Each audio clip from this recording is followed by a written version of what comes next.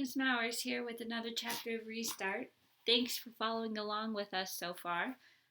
Today I will be reading chapter 14, which is another chapter about Chase Ambrose. So, here we go. My dad recently bought himself a souped up Mustang with 400 horsepower, huge tires, and just enough of a defect in the muffler that it roars like a bulldozer. That's what he drives when he isn't in the Ambrose electric truck. He won't be caught dead in Corinne's van. And he assures me, when I'm 16, my first lesson will be behind that much beloved will of the stag. I hope not, I tell him. I hope not, I tell him, because I won't be able to make out a single word over the engine noise. He laughs appreciatively. He won't be able to hear a police siren either, but you'll be able to outrun one. We pull up in front of my house and he kills the engine so we can hear each other scream. Thanks for dinner, Dad. Corinne's a great cook. The best. Helen's really fun, too. I guess we're turning into pretty good friends. He grimaces. Because you played princess with her. Yeah, well, we were going to have an ultimate fighting match, but we couldn't find an octagon. Dad doesn't even crack a smile. I guess you never struck me as the kind of kid who'd care whether or not he's pretty good friends with a 4-year-old. I shrug. She used to be afraid of me. Isn't this better? She wasn't afraid of you exactly, but you were different then, tougher. Nobody messed with you. Think of Aaron and Bear, like that. I'm having flashbacks of my wonderful toughness, punching and shoving kids, kicking their heels out from under them in the halls. It's not all bad stuff like that. I remember walking through the school with my shoulders back and my head held high. I remember feeling important and confident and powerful. Maybe some of that came from what a jerk I was, but surely not all of it. I was a star athlete and a state champion. I had lots of friends. I was somebody in this town. It's not a crime to be that proud. I reach for the door handle. Anyway, thanks again, Dad. One more thing, champ, he says quickly. There's this doctor. He's a sports medicine expert, so he has a lot more experience than that quack Cooperman. I talked to his office, and he's willing to take a look at you and give us a second opinion. A second opinion? I echo. We know exactly what happened to me. What's a second opinion going to do? Get you on the field where you belong, he exclaims immediately. Even Cooperman admits you've recovered. It shouldn't cost you your whole season. Dr. Cooperman explained all that, I reminded him. You know. Abundance of caution and blah, blah, blah. And if that's the right move, Dr. Nguyen will tell you the same thing. But if it's not, you're throwing away your 8th grade year. Maybe another state championship. Nobody's ever won 2 in a row, not even me. His face is flushed with passion. There's no doubt in my mind that he's 100% sincere. Even more amazing, he's talking about me surpassing what he'd accomplished on the Hurricanes. Obviously, there's a lot I can't remember, but for him to suggest I might go beyond him, that he might be second best after me, that's huge. How could I not see this Nguyen guy? He's a specialist, which means he knows more about sports injuries than anybody, including Dr. Cooperman. I lost my place. Hold on. Oh, if he gives me the okay to play, then nobody can stop me. I'll tell Mom, I promise. God, no, he explodes. When I gawk at him, he adds, we don't want to worry her. She's got enough on her mind. I'll take you to Dr. Nguyen, and when we get the all clear, then we'll find a way to bring it up to your mother. I don't want to get my hopes up too high. You mean If we get the all clear, I amend. Whatever. But I've got a good feeling about this, champ. You'll have your old life back before you know it.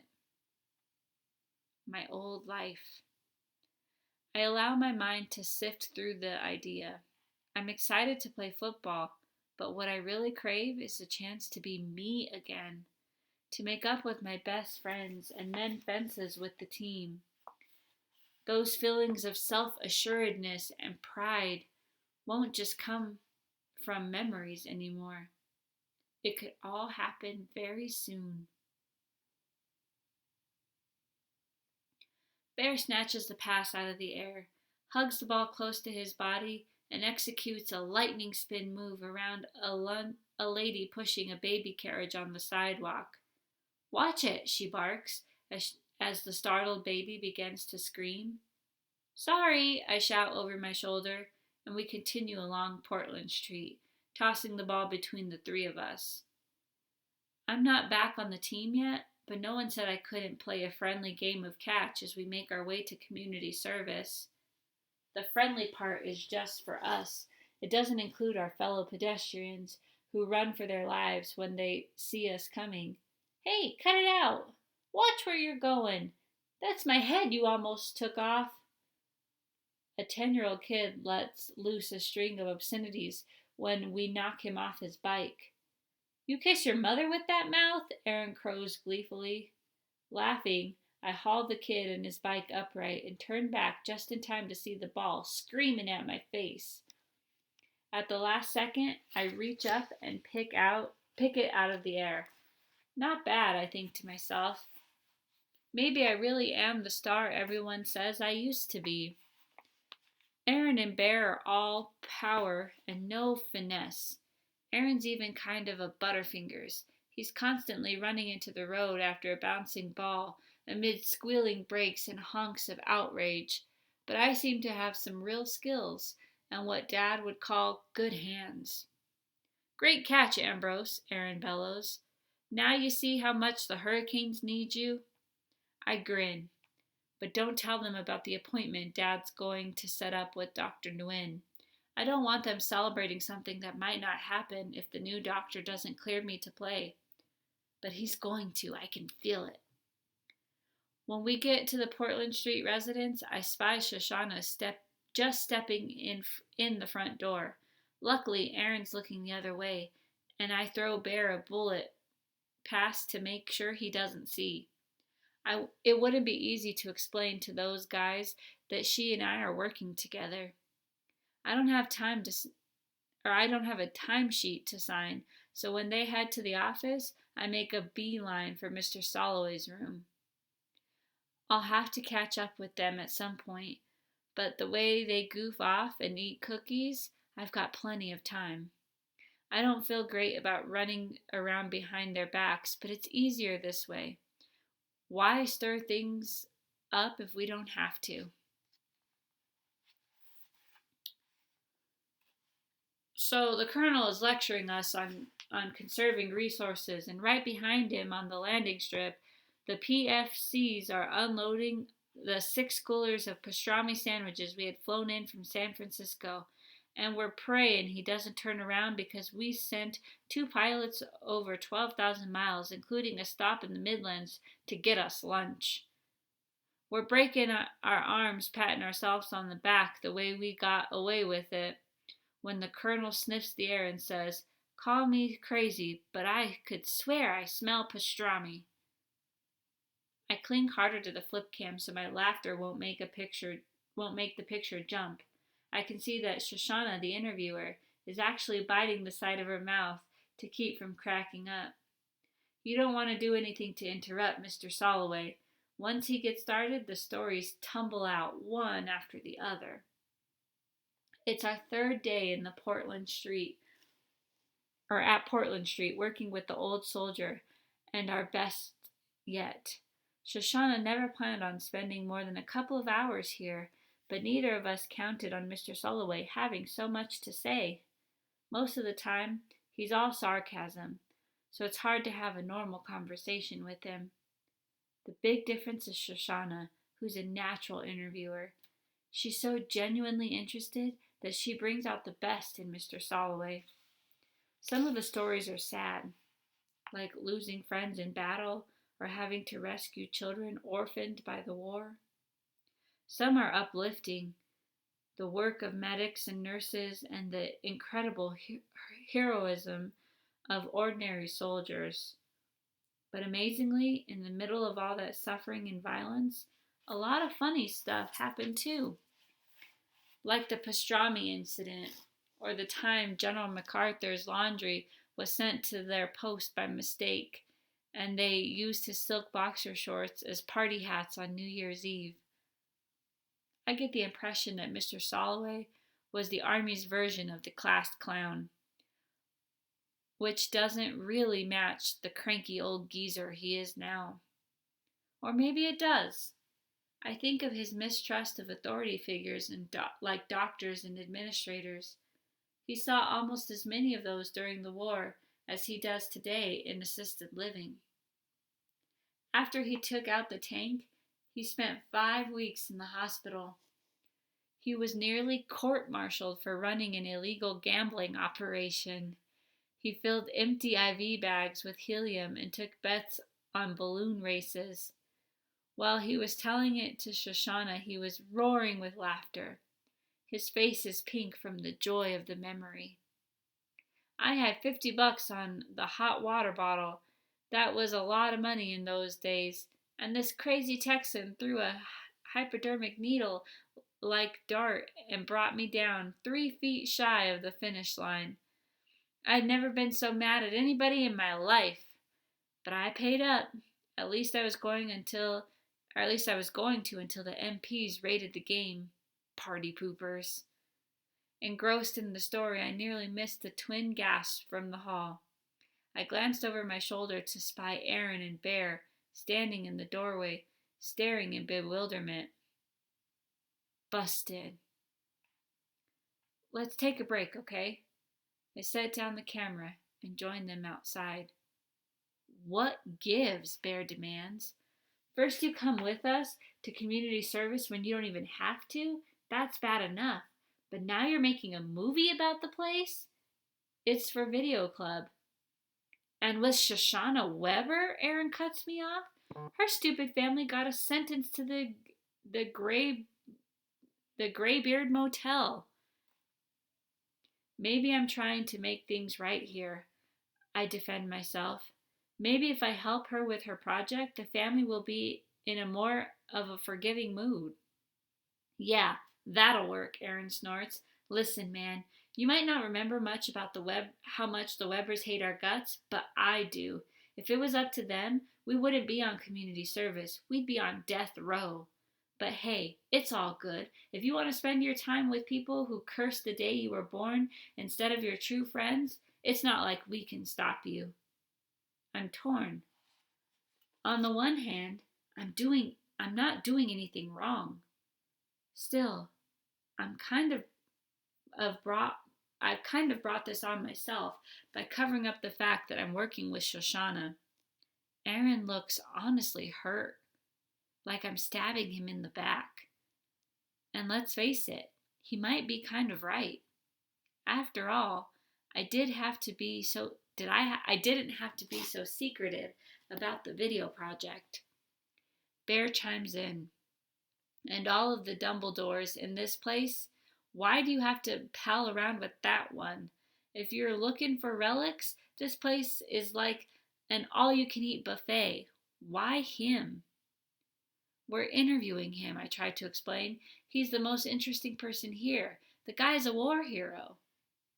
They stare at me like I've got a cabbage for head through a long, weird silence. Finally, Aaron mumbles, Yeah, you showed us the picture. The way you ignore all the residents here, I figured maybe you forgot. Yeah, well, we didn't, Bear snaps. We know all about Mr. Steinway. Solway, I correct. Aaron is annoyed. Listen, when you're practicing football 3 hours a day and doing community service hours because you have to, not because it's your hobby, You've got a lot more on your mind than remembering every old coot's name. Come on, Bear. Look who's talking about forgetting, Bear adds resentfully as they head down the hall.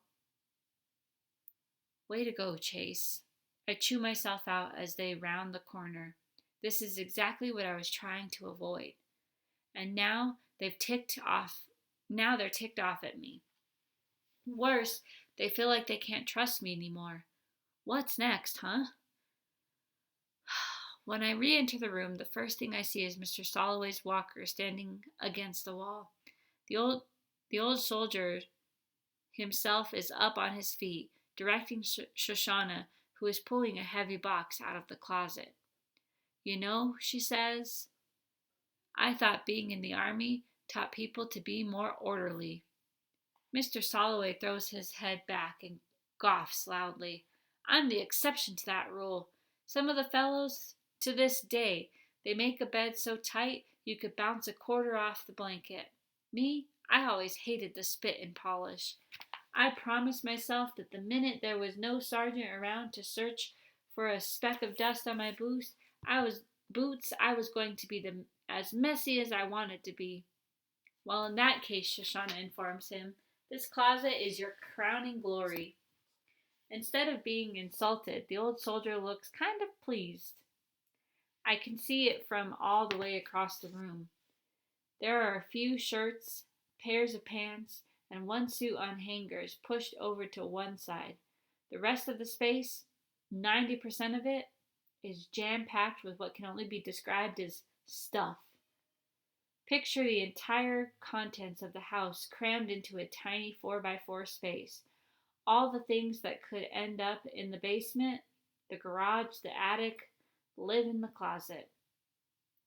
There are books, ping pong paddles, a broom, a couple of bowling trophies, hip waders and a fishing rod, framed pictures, a weed whacker, ice skates, 3-foot-high oriental vase with a crack up the side, a golf umbrella, a garden gnome, luggage, cartons of varying sizes. As I cross the room, I get a peek inside the box that Shoshana dragged out. It contains 3 replacement furnace filters, jumper cables for a car, and a sterling silver nutcracker set. It looks like exactly what it is. The things a person collects over 86 years. And when the person moves to a place where all the storage space is one little closet, it gets pretty tight in there.